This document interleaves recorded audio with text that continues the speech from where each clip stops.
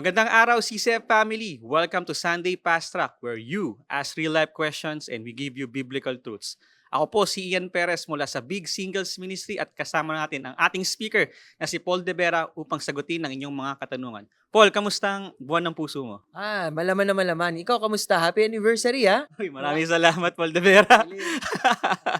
Para sa ating unang katanungan, Paul, tinuro mo sa amin kanina yung radical love. And madalas napapakita yon sa gawa at salita. And speaking of salita, ang tanong ay ito.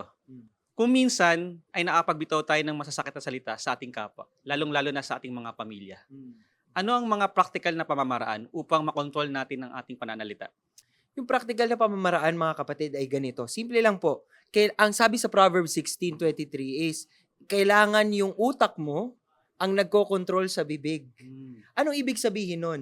Dapat, bago kami sabihin, na pag-isipan mo na kung anong magiging epekto nito. Kadalasan ho tayo, kaya tayo nagkakaroon ng mga problema. Kasi hinahayaan nating magbitaw tayo ng mga salita, minsan kahit hindi natin minimin, kahit hindi natin intensyon, at doon tayo nagsisisi kasi nakasakit tayo ng iba. So bago pa man kayo magbitaw ng salita, take a pause.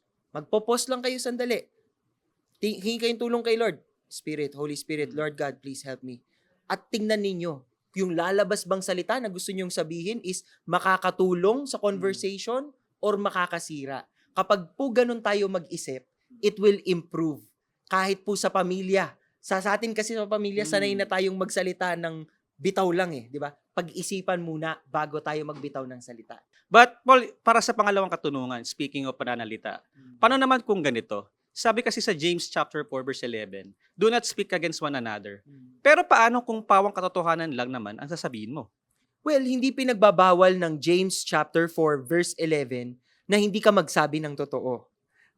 Actually, naka-imprenta po yan sa turo ni Jesus If you see something wrong, you will have to speak it Kailangan sasabihin mo Ang sinasabi po ng James chapter 4 verse 11 is that when you look to others at nakikita mong mali yung ginagawa nila, yung paghuhusga mo sa kanila ay may bakas na ng galit, may bakas na ng pagmamaliit sa kanila o yung treatment sa kanila na parang talagang minaliit mo sila. Yun ay ang sinasabi ng James chapter 4 verse 11, you are actually worse. Kasi ikaw mismo, hindi ka sumusunod dun sa law.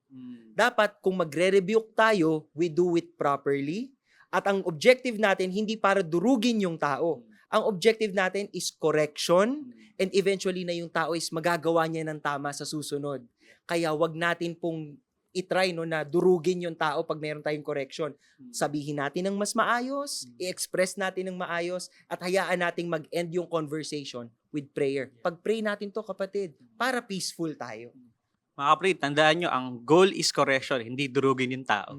Okay, para sa huling katanungan, Paul, na-mention mo kanina yung avoiding judgmentalism. And ito yung tanong, may mga pagkakataon na kailangan natin mas maintindihan ng mga tao sa ating paligid.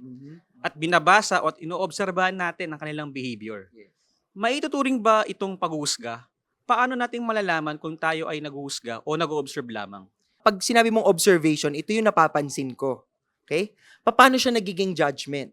Kapag yung napansin mo ay dinugtungan mo ng interpretasyon, na napansin mong ganito siya dahil siguro bla bla bla bla bla, nilagyan mo yun ng judgment. At dun ka mag-iingat. Kasi hanggat hindi mo siya nakaklarify at hindi mo siya nakakausap ng matino, kailangan i-withhold mo yung judgment. Yun yung turo po sa atin You withhold judgment dahil ang mas priority mo is clarity. Ang mas priority mo is makapag-usap kayo ng matino at ma-express ninyo ng matino yung inyong mga sarili at higit sa lahat, makontrol kayo ng Holy Spirit. So, isasantabi mo yung judgment mo kasi ang gusto mo, lilinawin ko lang pare ganito ba yung ibig sabihin mo dito, ganito, ganyan. Diba? Kasi hindi ka na nagja-judge. Ginagawa mo, nililinaw mo para maging maayos yung inyong pag-uusap. Ganda nun, Paul, no? Nililinaw mo through the help of Holy Spirit. Yan.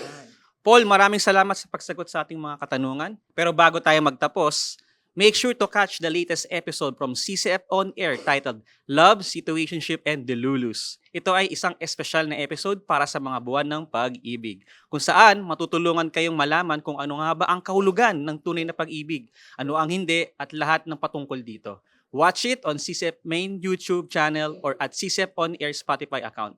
And that's it for Sunday Fast Track. God bless.